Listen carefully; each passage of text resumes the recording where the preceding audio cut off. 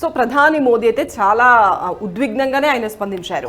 ఖచ్చితంగా ప్రతీకారం తీర్చుకుంటాము, ప్రతి భారతీయుడి రక్తం మరుగుతోంది అని ఒక సామాన్య భారతీయుని లాగానే ఆయన మాట్లాడారు. మనమందరం ఎట్లా అయితే రియాక్ట్ అవుతున్నామో ఆయన కూడా రియాక్ట్ అయ్యారు. అయితే ఇంతకు ముందు ప్రధాని మాట్లాడిన మాటలు ఒకసారి మనము అనలైజ్ చేసుకుంటే, యుక్రెయిన్ యుద్ధం అప్పుడు కావచ్చు, హమాస్ యుద్ధం అప్పుడు కావచ్చు, పలు దేశాలతో సంబంధాల విషయంలో మాట్లాడేటప్పుడు కావచ్చు, యుద్ధం అనగానే ఆయన వెనక కావద్దు అనే అంటారు. యుద్ధం వల్ల విపరీతమైన నష్టం, దానివల్ల లాభమే ఉండదు, చర్చల ద్వారానే ఏ సమస్య అయినా పరిష్కారం అని అంటారు. సో అక్కడున్న పరిస్థితులు వేరు, ఇప్పుడు మనం ఫేస్ చేస్తున్న ఈ పరిస్థితులు వేరు, ఇండియా పాకిస్తాన్ సిచ్యువేషన్స్ వేరు. సో ఇక్కడ ప్రధాని వ్యూ ఎలా ఉంటుంది, వ్యూహం ఎలా ఉంటుంది? ఖచ్చితంగా అండి. ఇప్పుడు భారతదేశంలో ఉన్నటువంటి ప్రతి పౌరుడు కూడా పాకిస్తాన్కి బుద్ధి చెప్పాలి అని చెప్పేసి కోరుకుంటున్నారండి. ఈవెన్ ఈరోజు సింధు నదీ జలాలు మనం ఆపేసాము అంటే అది హేస్టీగా చేసినటువంటి డెసిషన్ అంటే తప్పండి. అది గత దశాబ్ద కాలంగా ప్రిపరేషన్ నడుస్తుందండి. కారణం ఏంటి అంటే సింధు నదీ జలాలను ఆపేయాలి అంటే మనం ఎక్కడెక్కడ డ్యాములు కట్టాలి, ఎక్కడెక్కడ ఎత్తులు పెంచుకోవాలని మనం ప్రాజెక్టులు నిర్మించుకుంటూ వెళ్ళాం.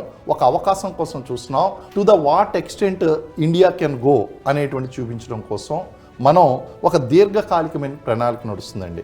Yes, he spoke our minds, మన యొక్క ఫీలింగ్స్ ఏదైతే ఉన్నాయో వాటిని అన్నింటిని గురించి అనుగుణంగా ఆయన స్పందించారండి. కానీ మోడీ గారు ఆయన ఆలోచించింది ఏంటి అంటే, ఆయనకి ఎప్పటి నుంచో ఉందండి పాక్ ఆక్యుపైడ్ కాశ్మీర్. ఇప్పుడు చూడండి, ఆయన సమయంలో మనకి ఆర్టికల్ 370కి సమాధానం లభించింది.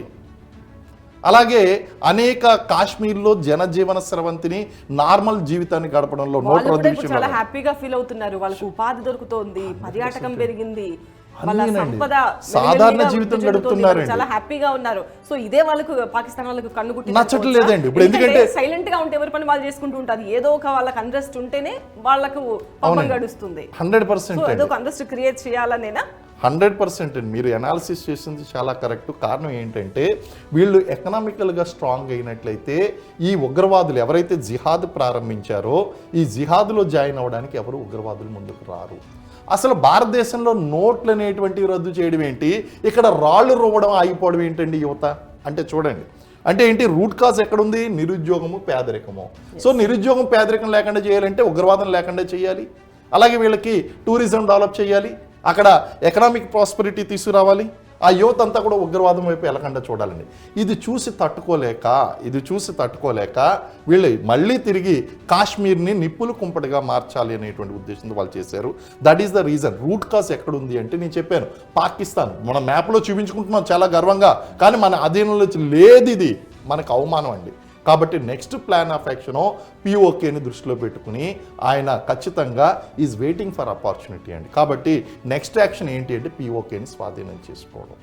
పిఓకేని స్వాధీనం చేసుకుంటే పాకిస్తాన్ సైలెంట్గా ఉండదండి. అదేం చేస్తుంది? ఖచ్చితంగా ఎక్కడో దిక్కున దాడి చేయడానికి ప్రయత్నిస్తుంది. అది వార్గా కన్వర్ట్ అవుతుందండి. అంటే ఇక్కడ మనం ఆపరేషన్స్ కండక్ట్ చేస్తాం. అనివార్యం అంటారు. యుద్ధం వచ్చేయడానికి స్టెప్ బై స్టెప్ ఎస్కలేట్ అవుతుంది.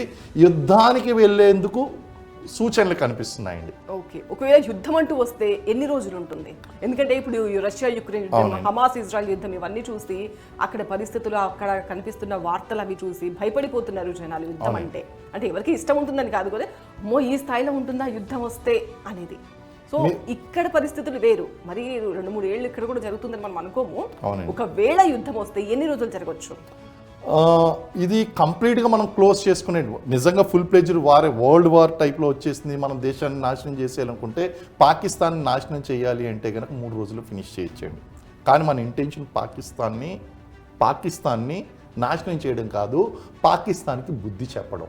కాబట్టి మనం స్టెప్ బై స్టెప్ వెళ్తామండి. పుల్వామా అప్పుడు చెప్పినా బుద్ధి రాలేదు కదా. You have to repeatedly. ఇప్పుడు పిఓకే ఎప్పుడైతే తీసుకున్నామో పిఓకే ఖచ్చితంగా తీసుకోవాలండి. పిఓకే ఎప్పుడైతే తీసుకున్నామో, ఒక మేజర్ ఆపరేషన్ కండక్ట్ చేసామో, ఆటోమేటిక్గా వాళ్ళకి అర్థం అవుతుందండి. ఆటోమేటిక్గా ఎస్కలేట్ అవుతుంది. ఎస్కలేట్ అయినప్పుడు యుద్ధానికి దారి తీస్తుందండి. అప్పుడు కూడా మనం ఫుల్ ప్లేజ్లో మొత్తం చేయం. అప్పుడు కూడా మనం ఏం చేస్తాం, వాళ్ళు ఏ ప్రాంతాన్ని ఆక్యుపై చేసుకోవడానికి ప్రయత్నించారో ఆ ప్రాంతాన్ని మళ్ళీ తిరిగి రీఆక్యుపై చేయడానికి మనం ప్రయత్నిస్తూ ఉంటాం. ఈ బార్గెన్లో ఏం జరుగుతుందంటే, ఇది మంత్స్ టుగెదర్ వెళ్ళేటువంటి అవకాశం ఉందండి.